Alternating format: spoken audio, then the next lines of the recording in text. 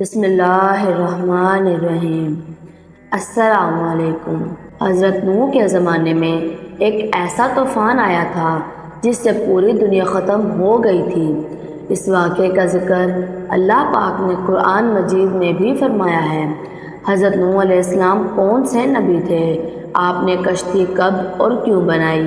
اللہ پاک نے اتنا بڑا طوفان کیوں نازل فرمایا تھا؟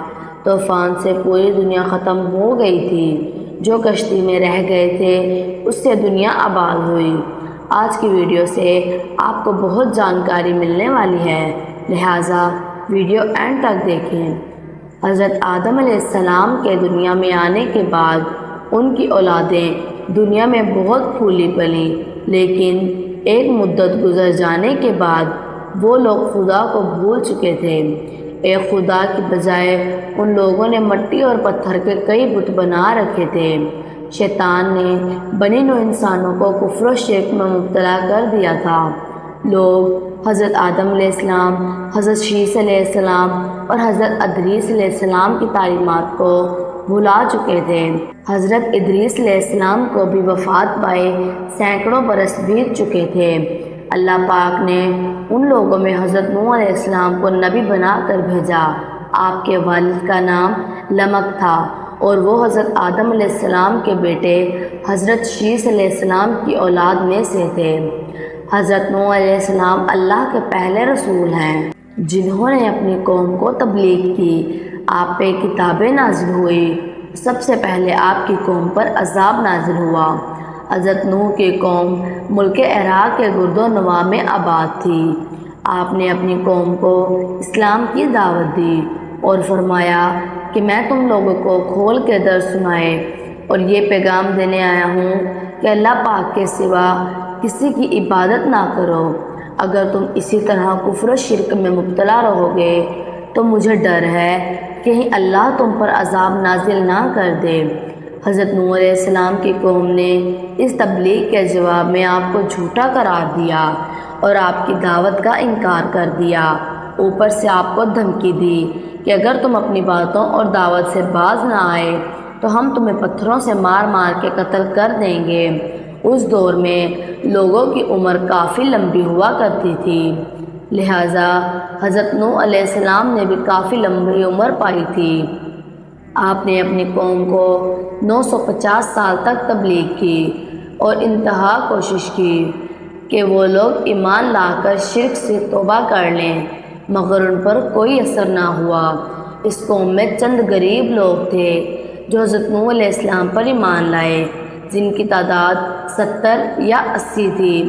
اس طرح حضرت نوح علیہ السلام اپنی قوم کو سمجھاتے رہے اور مدتیں گزر گئی، لیکن لوگوں پر کوئی اثر نہ ہوا۔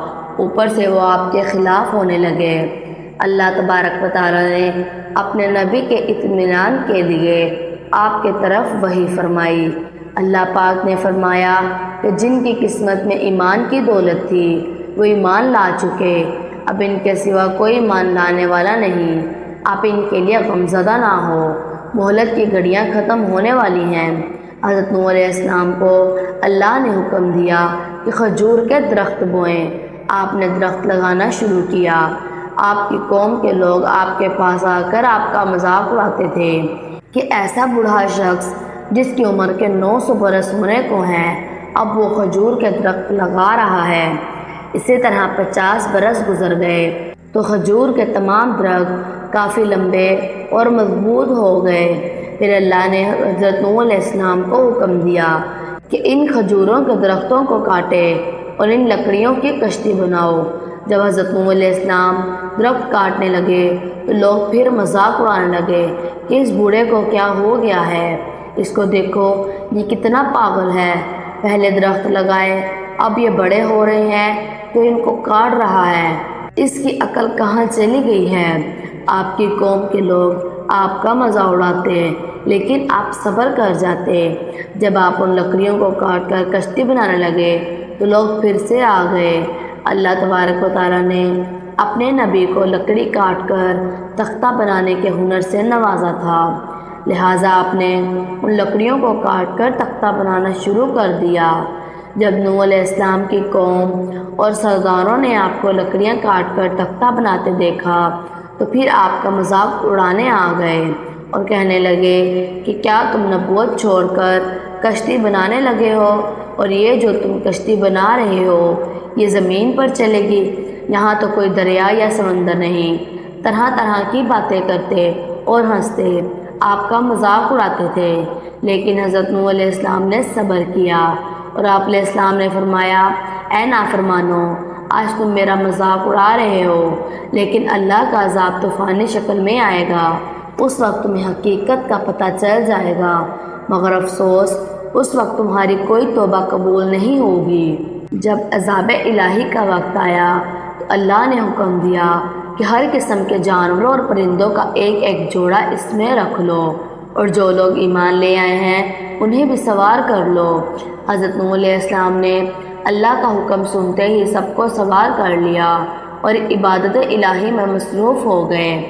آخرکار طوفان کے آثار نظر آنے لگے اور دیکھتے ہی دیکھتے زمین کے ہر گوشے سے پانی ابلنے لگا، آسمان سے طوفانی بارش ہر شے بہا کر لے جانے کے در پر تھی، گویا قیامت کے منظر تھا۔ کشتی پہاڑ جتنی اونچی لہروں پر ٹہل رہی تھی۔ حضرت نوح علیہ السلام اپنے بیٹے کنعان کو دیکھا جو ایک اونچے مقام پر موجود تھا۔ آپ نے فرمایا، اے میرے بیٹے، آؤ تم اس کشتی میں سوار ہو جاؤ اور یہاں کافروں کے بیچ میں نہ رہو۔ اس نے کہا، ابا میں ایک بہت اونچے پہاڑ پر چڑھ گیا ہوں، میں پانی سے بچ جاؤں گا۔ حضرت نوح علیہ السلام نے فرمایا کہ آج اس عذاب الہی سے یہاں کوئی نہیں بچ پائے گا۔ اس گفتگو میں ان دونوں کے درمیان ایک بڑی پانی کی لہر اس پر آئی اور وہ پانی میں غرق ہو کر مر گیا۔ طوفان نوح میں پانی کی لہریں اس قدر بلند تھی کہ انہوں نے زمین کے تمام پہاڑوں کو بھی اپنے اندر چھپا لیا تھا۔ زمین پر کوئی بھی چیز زندہ سلامت نہ تھی، سب کچھ ختم ہو چکا تھا، صرف حضرت نوح علیہ السلام کی وہ کشتی تھی جو اللہ تبارک و تعالیٰ کی مدد سے پانی کی اونچی موجوں پر ٹہل رہی تھی۔ روایتوں کے مطابق اس کشتی میں 80 لوگ تھے، ہر ایک کے ساتھ اس کا جوڑا موجود تھا۔ وہ لوگ اس کشتی میں تقریباً 150 دن تک رہے۔ اس کے بعد کشتی کا رخ جبل جودی کی طرف پھیر دیا گیا، جہاں وہ ٹھہر گئی۔ جب حضرت نوح علیہ السلام نے اہل زمین کی خبر لینے کے لیے ایک کوے کو بھیجا، کوے نے زمین پر مردار دیکھے تو ان پر جھپٹ پڑا اور تاخیر کی، جس کی وجہ سے آپ نے ایک کبوتر کو بھیجا۔ کبوتر ایک زیتون کا پتا لے کر آیا اور اس کے پاؤں کیچڑ سے لتھڑے ہوئے تھے۔ اسے دیکھ کر حضرت نوح علیہ السلام نے اندازہ لگایا کہ زمین اب خشک ہو چکی ہے۔ حضرت نوح علیہ السلام پہاڑی جودی پر اتر آئے اور ایک بستی کی تعمیر کی جس کا نام سمانین رکھا، اور پھر وہاں سے نسل انسانی دوبارہ شروع ہوئی۔ یونان، مصر، ہندوستان اور چین کی مذہب کتابوں میں ایسی روایات بیان کی جاتی ہے جن میں سے ایک عظیم سیلاب کا ذکر ہے۔ زیادہ تر مذہبی کتابوں میں ایک کشتی کا ذکر ملتا ہے جس کے ذریعے بچ جانے والوں نے نسل انسانی کو باقی رکھا ہے۔ بے شک دنیا طوفان ہے، شیطان بھٹکانے والا ہے، اور انبیاء کرام کشتی نوح ہے۔ جس نے ان کی پیروی چھوڑ دی وہ نوح کے بیٹے کنعان کی طرح ہلاک ہوا، جبکہ اس طوفان میں محفوظ وہی رہے جو کشتی نوح میں سوار ہو جائے۔ ہم امید کرتے ہیں کہ یہ معلومات سے بھرپور ویڈیو آپ کو اچھی لگی ہوگی، لہٰذا اس طرح کی اسلامی ویڈیوز دیکھنے کے لیے ہمارے چینل کو سبسکرائب کر لیں۔ اللہ تبارک و تعالیٰ آپ کے علم میں اضافہ کرے، آمین۔